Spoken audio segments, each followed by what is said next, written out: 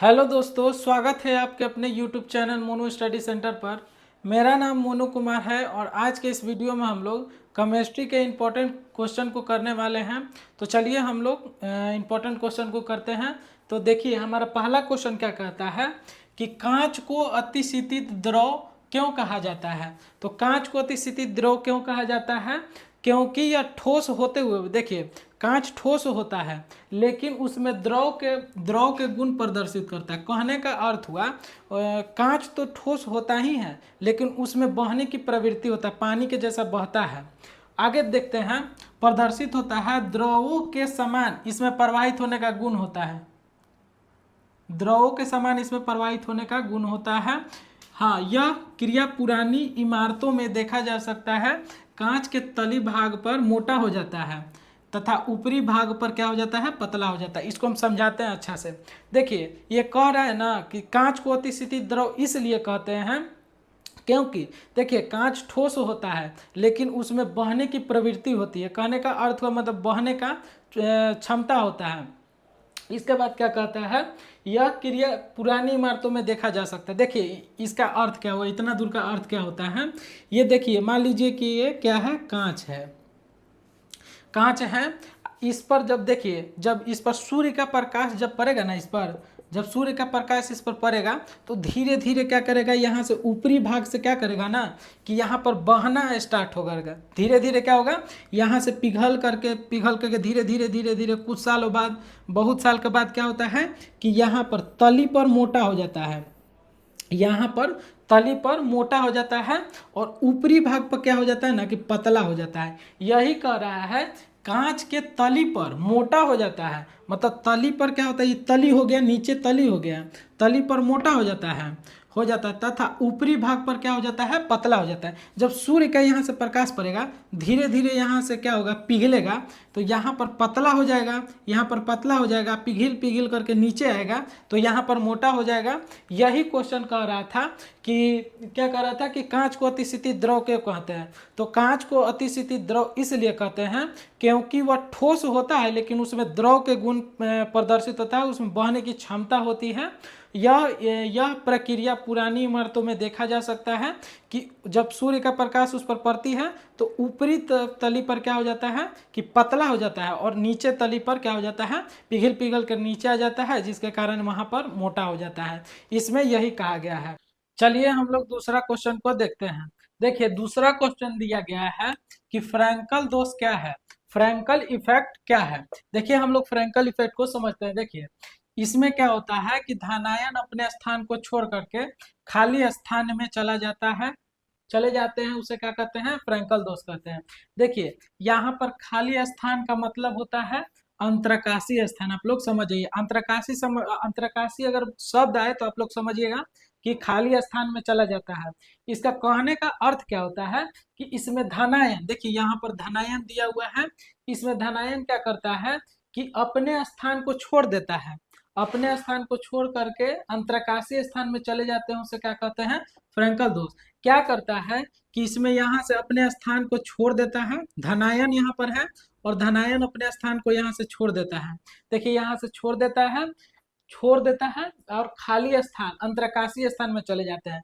कहने का अर्थ हुआ कि यहाँ से ये उठ जाता है और यहाँ पर चला आता है, यहाँ पर अंतरकाशीय स्थान में चला आता है, उसी को क्या कहते हैं कि इसे क्या कहते हैं, फ्रैंकल दोष कहते हैं। फ्रैंकल दोष क्या होता है, अपने स्थान को छोड़ करके, धनायन अपने स्थान को छोड़ करके अंतरकाशीय स्थान में चले आते हैं, उसे क्या कहते हैं, तो फ्रैंकल दोष कहते हैं। यहाँ पर देखिए धनायन आएगा, इसको ऋणायन को यहाँ पर नहीं लाना है, इसमें धनायन यहाँ पर अंतरकाशीय स्थान में चले आते हैं, उसी को कहते हैं फ्रैंकल दोष। हम आशा करते हैं कि आपको यह समझ में आ गया होगा। चलिए हम लोग अब अगला क्वेश्चन को देखते हैं। चलिए हम लोग तीसरा क्वेश्चन को देखते हैं। देखिए तीसरा क्वेश्चन क्या है कि शॉर्टकी दोष क्या है। पहले हम लोग क्या पढ़े थे कि फ्रैंकल दोष क्या है, अब की क्या है, शॉर्टकी दोष क्या है। देखिए इसमें क्या, यह हल्का है, आपको बताते हैं इसमें क्या है। इसमें समान संख्या में धन आयन और ऋण आयन क्रिस्टल से बाहर निकल जाते हैं या गायब हो जाते हैं, उसे क्या कहते हैं, शॉर्टकी दोष कहते हैं। इसमें क्या कहा कि इसमें से धन आयन और ऋण आयन दोनों क्रिस्टल से बाहर निकल जाएंगे, उसे क्या कहते हैं, इसको क्या कहते हैं, शॉर्टकी दोष कहते हैं। इसमें कहने का अर्थ हुआ ना, इसको बढ़िया से समझिएगा। इसमें से क्या कहने का, धन आयन और ऋण आयन, यहाँ से एगो धन आयन को हटा देते हैं और यहाँ से एगो ऋण आयन को हटा देते हैं। समान संख्या में, यहाँ पे देखिएगा, समान संख्या में जब भी हटाएंगे तो हम समान संख्या में, अगर हम प्लस हटा दिए तो माइनस हटाना हमको मतलब जरूरी है, उसको हटाना ही पड़ेगा। समान संख्या में धन आयन, यहाँ से धन आयन, यहाँ से ऋण आयन हम हटा दिए, यहाँ से धन आयन ऋण आयन हटा दिए, क्रिस्टल से गायब हो जाते हैं। इसका कहने का अर्थ हुआ कि यहाँ से धन आयन और ऋण आयन यहाँ से उठ करके कहाँ चले जाते हैं, क्रिस्टल से बाहर चले जाते हैं। कहने का मतलब यह हुआ कि यहाँ से समान संख्या में धन आयन, देखिए एक जोड़ा निकला, एगो धन आयन निकला, एगो ऋण आयन निकला, और क्रिस्टल से क्या किया कि बाहर निकल गया, उसी को क्या कहते हैं, शॉर्टकी दोष कहते हैं। और फ्रैंकल दोष में क्या हुआ था कि यहाँ से धन आयन अंतरकाशीय स्थान में चला गया था, इसलिए उसे क्या कहे थे हम लोग, फ्रैंकल दोष।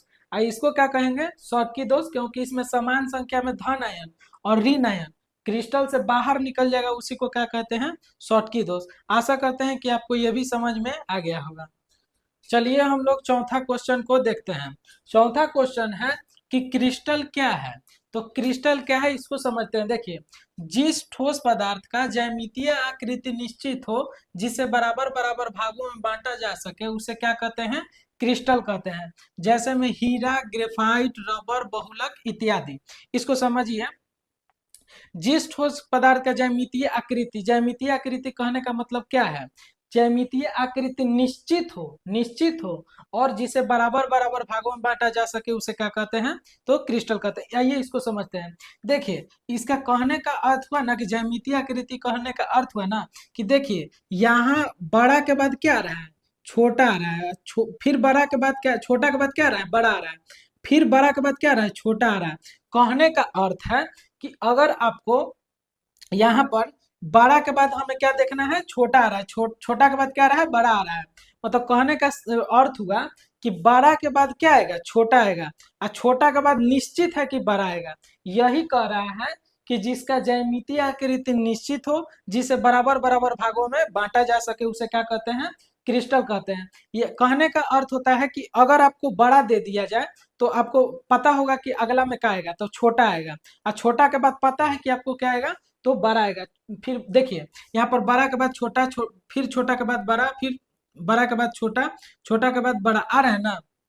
तो इसका ज्यामितीय आकृति कैसा है, तो ज्यामितीय आकृति इसका निश्चित है, इसलिए इसको कहा जाता है कि जिसका ज्यामितीय आकृति निश्चित हो, जिसे बराबर बराबर भागों में बांटा जा सके, उसे क्या कहते हैं, क्रिस्टल कहते हैं। आशा करते हैं कि आपको यह भी क्वेश्चन आपको याद हो गया है। चलिए हम लोग पांचवा क्वेश्चन को समझते हैं। देखिए, पांचवा क्वेश्चन है कि अक्रिस्टल क्या है। देखिए, अक्रिस्टल को क्या कहते हैं, जिस ठोस पदार्थ का ज्यामितीय आकृति निश्चित नहीं हो और जिसे बराबर बराबर भाग में बांटा न जा सके, उसे क्या कहते हैं, अक्रिस्टल कहते हैं। हम लोग क्रिस्टल में क्या पढ़े थे कि जिसका ज्यामितीय आकृति निश्चित हो, जिसे बराबर बराबर भागों में बांटा जा सके, उसे क्या कहते हैं, क्रिस्टल कहते हैं। अक्रिस्टल किसे कहते हैं, तो जिसका ज्यामितीय आकृति निश्चित नहीं हो और जिसे बराबर बराबर भागों में बांटा नहीं जा सके, उसे क्या कहते हैं, अक्रिस्टल। चलिए इसको हम जैसे में हम यहाँ पर हो जाएगा, जैसे में रबर,